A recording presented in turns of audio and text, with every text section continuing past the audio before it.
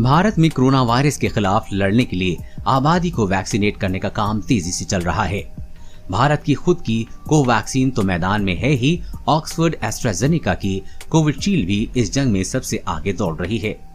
इन दोनों के अलावा रूस की स्पुतनिक वी लगवाने का विकल्प भी आ चुका है और कुछ ही हफ्तों में बायोएनटेक फाइजर की वैक्सीन के लिए भी भारत के दरवाजे खुल सकते हैं। ऐसे में लोगों के लिए समझना अहम हो जाता है कि उन्हें कौन सी वैक्सीन और क्यों चुननी है। Number 1, Pfizer Moderna. अभी ऐसा नहीं कहा जा सकता कि कोई भी वैक्सीन रणनीतिक तौर पर दूसरे से बेहतर है। साथ के साथ हमारे पास ऐसी तुलना करने के लिए पर्याप्त डेटा हो सकता है। बायोलॉजिकल नजरिए से देखें तो mRNA आधारित वैक्सीन जैसे फाइजर या मॉडर्ना का फायदा ये है कि mRNA लाइपोसोम में होता है, वायरल वेक्टर में नहीं, और होस्ट सेल में mRNA का जीवन और एक्शन कम समय के लिए होता है। लाइपोसोस के साथ mRNA होस्ट सेल में चला जाएगा, इसे न्यूक्लियस की जगह साइटोप्लाज्म में राइबोसोम पहचानेंगे। इससे ऐसा प्रोटीन बनेगा जो कि SARS-CoV-2 के स्पाइक प्रोटीन से मिलता जुलता हो। इसे होस्ट सेल की प्लाज्मा मेम्ब्रेन में भेजा जाएगा। इम्यून सिस्टम इस प्रोटीन को देखेगा और इम्यून रिस्पॉन्स पैदा होगा। इम्यून सिस्टम मेमोरी पैदा करेगा, इसके बाद में SARS-CoV-2 इन्फेक्शन होने पर उससे निपटा जा सके।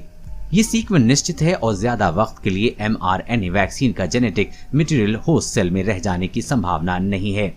इस तरह की वैक्सीन में एक समस्या ये हो सकती है कि पूरी तरह से सुरक्षा के लिए ज्यादा खुराकें लेनी पड़े।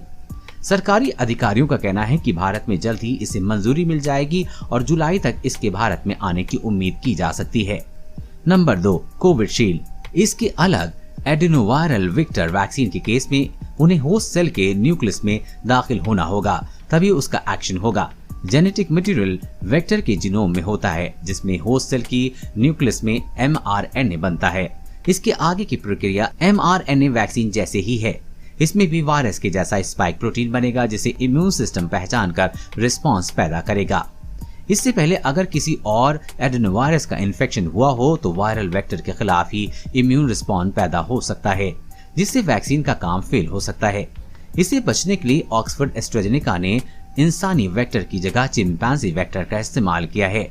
कोविशील्ड के साइड इफेक्ट्स को लेकर कई देशों में चिंता है, लेकिन एक्सपर्ट का कहना है कि इसके कारण किसी खतरे से ज्यादा कोविड-19 के खिलाफ इसके लिए असर से ज्यादा फायदा है। Number 3, Covaxin.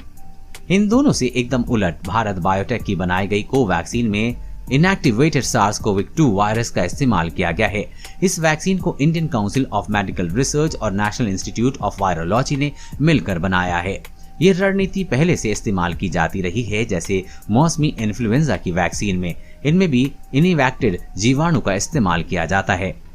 इसका सबसे बड़ा फायदा ये हो सकता है कि ये न सिर्फ SARS-CoV-2 के स्पाइक प्रोटीन को पहचानने के बाद इम्यून रिस्पॉन्स पैदा करती है, बल्कि इस वायरस के दूसरे हिस्सों के आधार पर भी पहचान सकती है।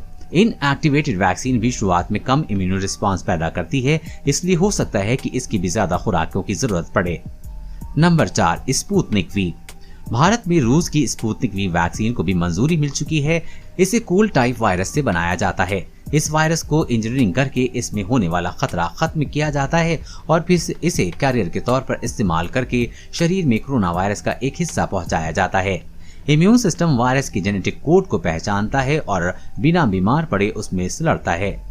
इससे शरीर में कोरोना वायरस के खिलाफ खास एंटीबॉडी बनती है। खास बात यह है कि स्पुतनिक वी की पहली और दूसरी खुराक में अलग अलग वेक्टर का इस्तेमाल किया जाता है। रिसर्चर का कहना है कि अलग अलग वेक्टर के इस्तेमाल से इम्यून रिस्पॉन्स ज्यादा मजबूत और लंबे समय तक बरकरार रहने वाला होता है। इसे लेकर शुरुआत में तीसरे चरण के ट्रायल डेटा पर विवाद हुआ था। हालांकि भारत में इसे मंजूरी मिल गई है। इस वैक्सीन से हल्के साइड इफेक्ट रिपोर्ट किए गए हैं।